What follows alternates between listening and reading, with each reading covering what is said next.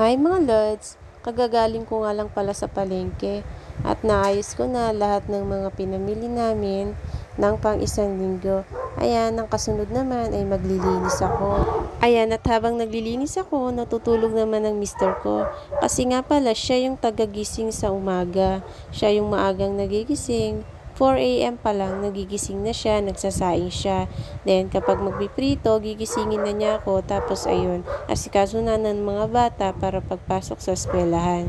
At eto nga pala yung binili namin sa palengke, mais, broccoli, manok, baboy, hotdog, nuggets, tapos yan, fruits, gulay, yan. Pinakain nila yung mga lemon, yan. Gustong-gusto nila yan. Tas yan, mga gulay. Bumibili nga rin pala ako ng noodles, saka yung mga delata, para tipid-tipid paminsan-minsan.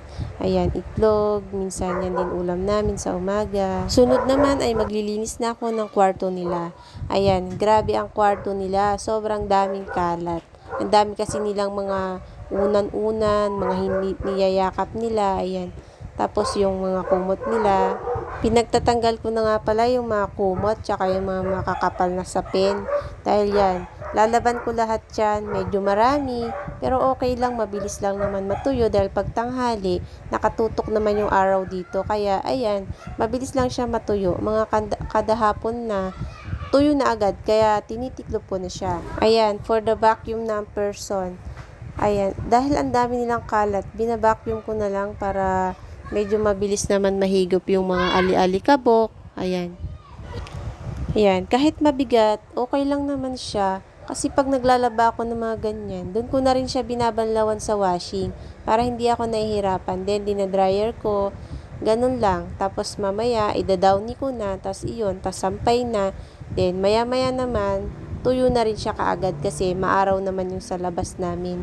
Ayan nga, at ang dami kong nakuwang mga kalat, Diyos ko. Kasi alam mo yung higaan nila, diyan din sila naglalagay ng mga laruan nila.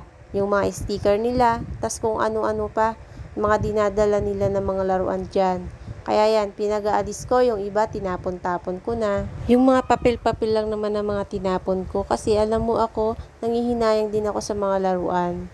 Kaya yung iba, tinatago ko talaga. Kaya sabi ng mister ko, sabi niya sa akin, ang dami ko daw pinagtatatago, mga anik-anik. Siyempre, nanghihinayang ako kasi 'di ba binili tapos alangan nang itatapon mo lang. Kaya ang ginagawa ko, tinatago ko na lang siya. O kaya pag pinapamigay ko sa mga bata. Alam niyo mga lods, kailangan lang talaga ng mahabang pasensya para sa mga anak natin. Ako kasi yung nanay na hanggat kaya kong pagpapasensyahan ko. Hindi kasi ako agad-agad na mamalo, Lord. Kasi pag ako talaga namalo, talagang palo, yung talagang masasaktan ka. Kaya ako hanggat maaari, ayaw ko talagang mamalo. Alam nyo yung pakiramdam ng ayaw sumunod sa'yo, tapos hindi mo na kaya, yung parang gusto mo na lang umiyak, na magdadasal ka na lang, na bakit ganito, bakit ganyan, mapapayak ka na lang, di ba? Parang nakaka-stress yung ganun. Kaya ayan, ang ginagawa ko na lang, dinadaan ko na lang sa ganyan, minsan nagpapatugtog ako, yun. Kung minsan naiinip na ako, sinasabi ko sa sarili ko na gusto ko na lang magtrabaho, dahil ganyan sila, dahil ganito, ayaw nilang sumunod. Baga, parang nai-stress ka, yung ganun. Kaya lang, naiisip ko naman, sinong mag-aano sa kanila, sinong mag-aalaga, sinong magluluto, maglilinis, magsasalita sa kanila ng mga ganyan-ganyan, sinong magtuturo, sinong magsasaway sa kanila, mga ganung bagay ba. Kasi ako, ayoko naman ding iasa pa sa asawa ko yung ganun. Kasi 'di ba, na-stress siya sa mga ganun dahil marami siyang iniisip. Kaya ang lagi kong naiisip ay sinasabi ko na lang sa sarili ko na kaya ko to, ganyan, dahil ginusto ko to, kaya ko to, at kakayanin ko to. Ayan, at ang dami ko nang nasabi. Baka mamaya magalit na si Mister sa mga pinagsasabi ko. Kaya ayan, maglilinis na lang muna tayo ng maglilinis. Kaya ayan, tinatapon ko yung mga papel-papel na hindi naman kailangan. Dalawa lang nga pala kami ni Mister dito. Natutulog siya doon sa kabilang kwarto habang nagpapatugtog naman ako ng relaxing music.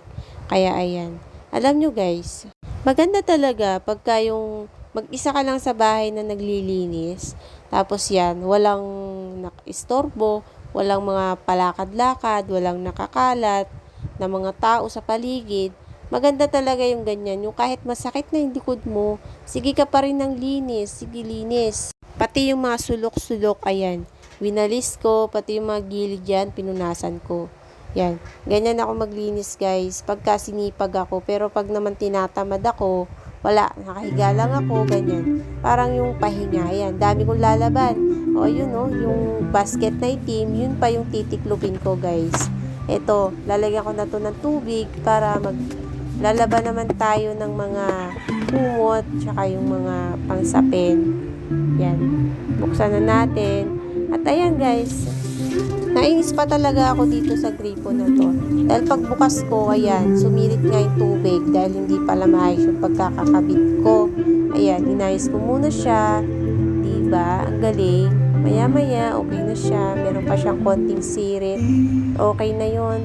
Ayan, yan yung mabigat na lalaban.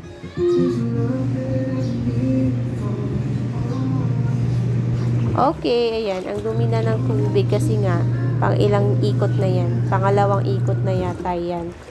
Puro mga punda ng unan, tapos may dalawang kumot dyan, na magaang lang naman. Ito nga pala yung downy na pinibili ko.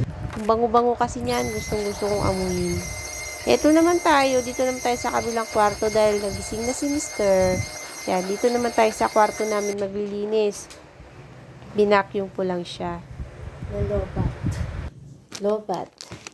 Charge. Medyo pagod na nga pala ako dun sa paglilinis sa kwarto namin. At eto naman, magluluto naman ako ng pananghalian namin, mga lods.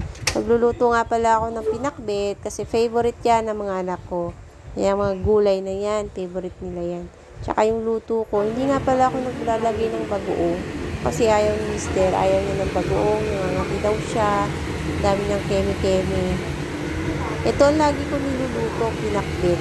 Kasi gustong-gusto ng mga alaga ko yan. Tsaka yung kalabasa. Ito na nga at sinundo ko yung aking anak. Dahil ayan, nagagalit siya dahil hindi ako umattend ng meeting. Achiever daw siya. Kaya ayan, naiinis siya kasi hindi ako nagpunta. Nakalimutan ko. Sorry po. Babush!